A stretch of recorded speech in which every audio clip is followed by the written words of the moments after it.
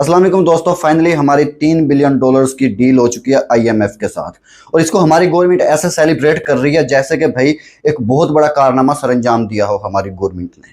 देखें इस वीडियो के अंदर, देखें दोस्तों। बड़ी ईद पर बड़ी खुशखबरी, पाकिस्तान का आईएमएफ से 9 माह के लिए $3 अरब का स्टैंड बाय अरेंजमेंट मुआहिदा। वज़ीर-ए-आज़म शहबाज शरीफ की अनथक मेहनत और कोशिशें रंग ले आईं। वज़ीर-ए-आज़म की बराह रास्त कोशिशों से पाकिस्तान और आईएमएफ के दरमियान स्टाफ लेवल मुआहिदा मुमकिन हुआ। वाकई दोस्तों बहुत बड़ा कारनामा सरंजाम दिया है हमारी गवर्नमेंट ने। इसको तो बहुत ज़्यादा अप्रिशिएट करने की ज़रूरत है कि शहबाज शरीफ ने बहुत ज़्यादा मेहनत करी, उसकी मेहनत रंग ले आई दोस्तों।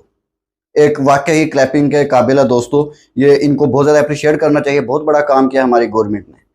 तो एग्जैक्टली दोस्तों, जब बजट पेश किया गया तो हमें एक लारा लगाया गया, एक सब्ज ख्वाब दिखाया गया कि गरीबों को महंगाई फेस नहीं करनी पड़ेगी। ये हम जो भी महंगाई है ना, ये जो बड़े बड़े अमीर लोग हैं इनको उसकी टेंशन होनी चाहिए, क्योंकि हम तो उनसे ही सारा पैसा लेंगे और गरीबों को हम टारगेट नहीं करेंगे। लेकिन दोस्तों, ये जो आईएमएफ की डील होती है कि इसके बाद भी पाकिस्तान महंगाई से बच सकता है दोस्तों। आईएमएफ ने किन शराइत के ऊपर हमें ये कर्ज दिया है दोस्तों। और सेकंड नंबर पर यह क्वेश्चन है दोस्तों कि ये आईएमएफ से हम आज तक जान क्यों नहीं छुड़ा सक रहे। आखिर ये आईएमएफ ने हमें कैसे जकड़ रखा है, इसका बिजनेस मॉडल क्या है, इसके ऊपर भी दोस्तों बात करेंगे वीडियो के अंदर। चलिए तो वीडियो शुरू करते हैं। देखिए दोस्तों, आईएमएफ की जो सबसे पहली शर्त है ना कि ये जो भी महंगाई है, आप लोगों ने कहा कि हम गरीबों से टैक्स नहीं लेंगे। सबसे पहले तो गरीबों के लिए टैक्स बढ़ाए।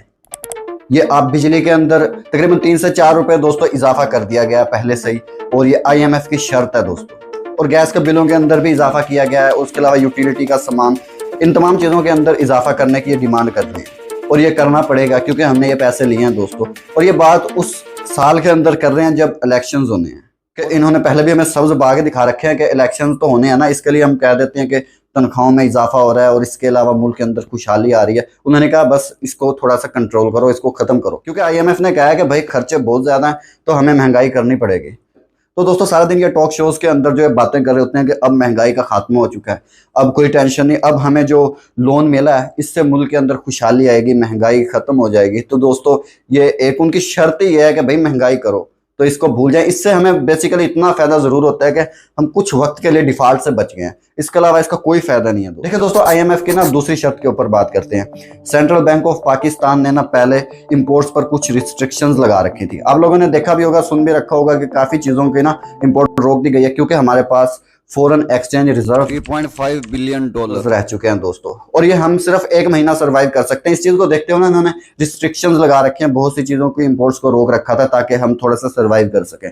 तो आईएमएफ ने कहा भाई आप पैसे नहीं ले रहे, अब इस पाबंदी को भी थोड़ा सा खत्म करें और इंपोर्ट्स को बढ़ाएं ताकि इकोनॉमी तुम्हारी बेस्ट हो। देखिए आईएमएफ को इससे कोई लगाव नहीं, वो उससे पैसे वापस चाहिए। जो हम लोगों को वो पैसे दे रहा है ना, वो पैसे वापस चाहिए। इसके लिए वो कहता है कि भाई अगर तुम लोग कुछ लेन देन नहीं करोगे, इंपोर्ट्स नहीं करोगे, मुल्क के अंदर कारोबार नहीं आएगा, मुल्क के अंदर चीज़ें नहीं आएंगी, तो हम पैसे कैसे वापस लेंगे।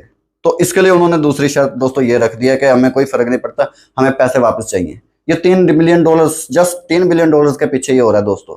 देखें दोस्तों, जो तीसरी शर्त आईएमएफ ने रखी है, जो फॉरेन एक्सचेंज मार्केट से डॉलर्स की खरीदो फरोख्त होती है, इसके अंदर कई बार आप लोगों ने सुना होगा कि ना ये डॉलर्स की खरीदो फरोख्त में कुछ झोल करते हैं, और जिससे ना आर्जी तौर पर ये डॉलर की कीमत को कम भी कर देते हैं और बढ़ा भी देते हैं। तो आईएमएफ ने शर्त रखी है कि भाई इसको शफाफ किया जाए।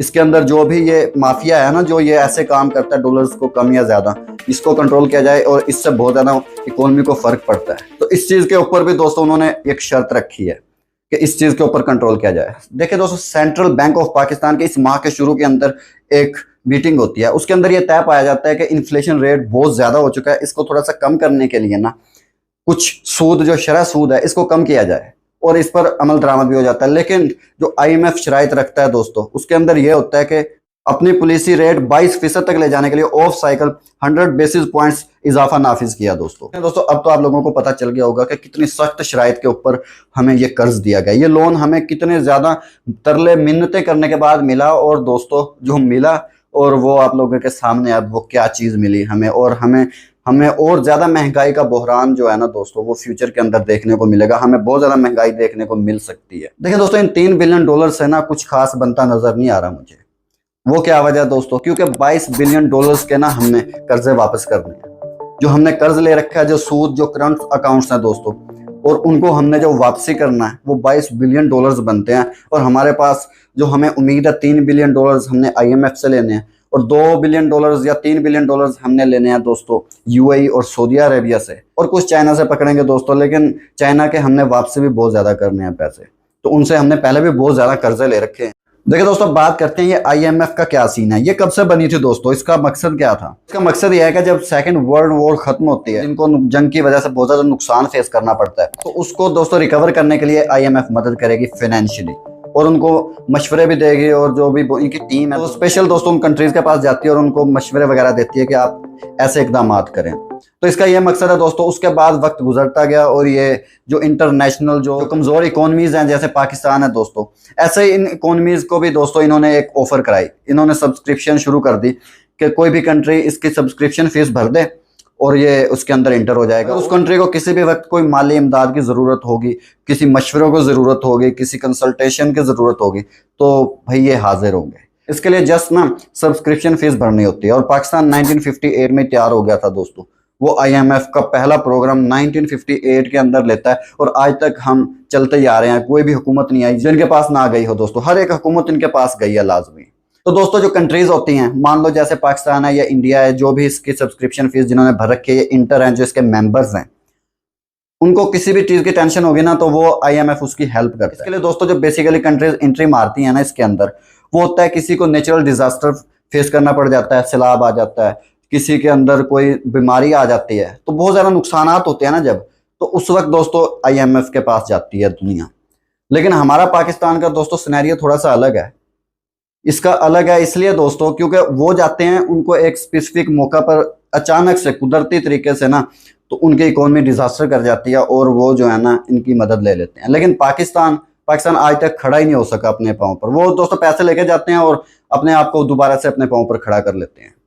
एक बार ले लिया, 2 बार लोन ले लिया बस। लेकिन पाकिस्तान दोस्तों इन्हिसार इन पर करता है। पाकिस्तान ने अपना कोई तरीका नहीं बनाया या अपना कोई चलाने का इसको अंदाज, मुल्क को चलाने का। ये जो लोन लेते हैं इसका क्या करते हैं दोस्तों, ये IMF से लोन ले लिया, और IMF का जो तरीकाकार है लोन देने का, वो सिर्फ पैसा नहीं दे देता, तो वो टोटल दोस्तों अपनी कमांड रखता है, उसके अंडर होता है सारा कुछ। वो कहेगा भाई इसके अंदर आप लोगों को महंगाई करनी होगी, आप लोगों को खाने पीने की अशिया महंगी करनी होंगी क्योंकि हमें पैसे फ्री वापस मिलेंगे। और दोस्तों बेसिकली मुल्क वही चलाते हैं। IMF की मर्जी के बिना आप लोग कुछ नहीं कर सकते। आप लोगों ने सूद अलग से देना है, पैसे उनको अलग से ज़्यादा हम लोगों ने देने हैं, और महंगाई हम लोगों ने फेस करनी है। बस दोस्तों उन्होंने ऊपर से हुकूमत करनी है। तो बेसिकली उनका सिंपल एजेंडा ये है। तो हम लोग करते हैं दोस्तों, जो लोन मिलता है, आज तक हमें लोन मिलता है, हम लोग करेंगे, हम लोग तनख्वाहें बढ़ा देंगे। जो गरीब तबका है उसको खुश करने के लिए 5-5 हज़ार फालतू दे देंगे। हम कहेंगे भाई आप भी खुश हो जाओ, आप लोगों को 5 हज़ार दे दिए। और जो दोस्तों देख लें जजेस की तनख्वाहों का, आप लोग ये सुने थोड़ा सा। चेयरमैन PAC नूर आलम खान का कहना है चीफ जस्टिस पाकिस्तान की तनख्वाह 15,27,399 रुपए। तो आप लोगों ने सुन लिया दोस्तों, जजेस की कितनी ज्यादा तनख्वाहें बढ़ा दी गई हैं, और ये काम करते हैं ये लोन लेकर। इनका कोई और मकसद नहीं होता कि लोन लेकर मुल्क के जो बेसिक मसाइल हैं उनको देख लिया जाए। तो फर्स्ट टाइम 1958 के अंदर इन्होंने लोन लिया, उसको बेहतरीन तरीके से यूज करते, उसको एक डायरेक्शन देते हैं दोस्तों। उन पैसों को किसी तरीके से यूज किया जाना चाहिए, उसको ऐसे तो नहीं कि ऐसे बांट देना चाहिए और फिर जब उनको वापस करने की बारी आएगी फिर देख रहे होंगे दुनिया की तरफ। वो तो हमने बांट दिए।